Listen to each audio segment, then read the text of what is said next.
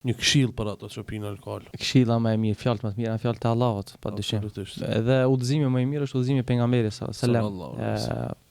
Edhe si këshill kisha potencu hadithin e pejgamberit sallallahu alaihi wasallam ku transmeton thotë çdo pijese është alkool dhe çdo lloj alkooli është i ndaluar.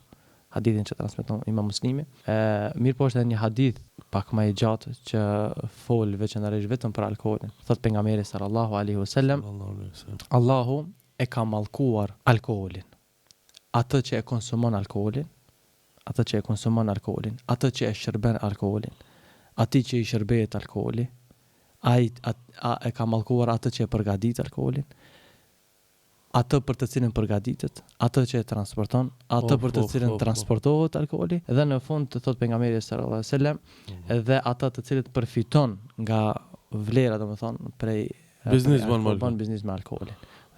Mallkum këtë. Mallkum, domethënë të largum prej rahmetit të Allahut. Dhe besoj ky hadith trishtues dhe paralajmërues se çka i pret. Domethënë ditën e gjykimit kur shumica ka më mëshiru Allahu, këto janë të largum nga mëshira.